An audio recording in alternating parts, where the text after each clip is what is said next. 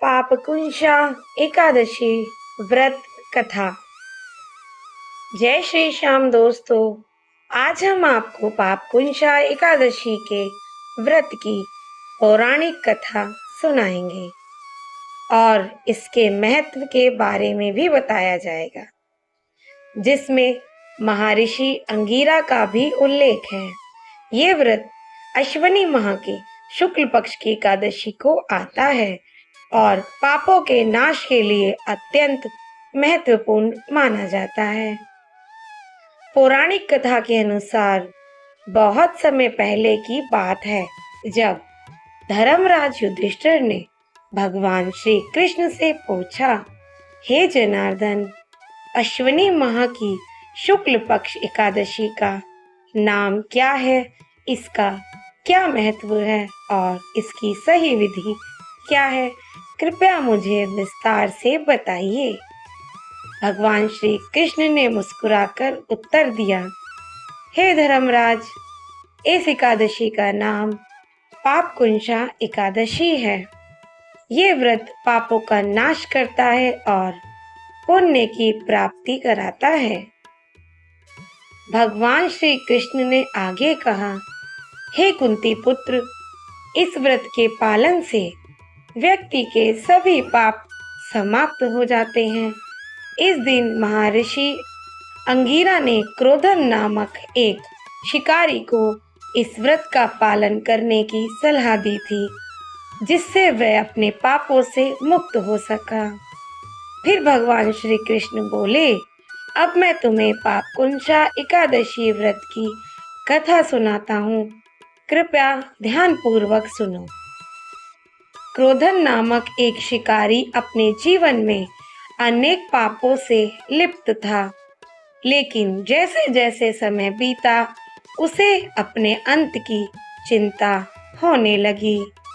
वो अपने कर्मों से भली भांति परिचित था। उसे पता था कि उसने अपने जीवन में बहुत अधिक पाप किए हैं। इसी चिंता में एक दिन उसने महर्षि अंगिरा के आश्रम में जाकर अपनी स्थिति बताई। महर्षि ने उसे पापकुंशा एकादशी व्रत करने की सलाह दी।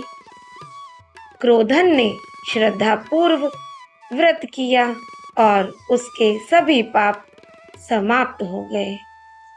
महर्षि अंगिरा ने क्रोधन को व्रत की विधि इस प्रकार बताई, सुबह स्नान कर शुद्धि करे। एकादशी के दिन सूर्य उदय से पूर्व स्नान करे और शुद्ध हो जाए। दिन भर उपवास रखे, यदि संभव हो तो निराहार रहे। पूजा और ध्यान, भगवान श्री कृष्ण या भगवान विष्णु की पूजा करे और उनका ध्यान करे। भगवान के भजनों का गायन करे और कीर्तन में भाग ले। दान और सेवा, ब्राह्मण को भोजन कराए और दान करे। व्रत का महत्व और लाभ, इस व्रत के पालन से निम्नलिखित लाभ होते हैं। सभी पाप समाप्त हो जाते हैं, पुण्य की प्राप्ति होती है, मोक्ष की प्राप्ति होती है, भगवान श्री कृष्ण की कृपा प्राप्त होती है। तो दोस्तों, ये थी पापकुंशा एकादशी की पूरी और सही पौराणिक कथा। इस व्रत के पालन से हम अपने पापों से मुक्त हो सकते हैं और भगवान की कृपा प्राप्त कर सकते हैं। अगर आपको ये कथा पसंद आई हो तो वीडियो को लाइक करें, अपने परिवार व मित्रों के साथ शेयर करें, कमेंट में जय श्री हरि विष्णु अवश्य लिखें। मैं श्याम भक्त संध्या और आप देख रहे हैं आपका अपना चैनल लाइफ ऑफ श्याम दीवानी, जहां हर दिन है भक्ति से भरा। जय श्री श्याम, राधे राधे।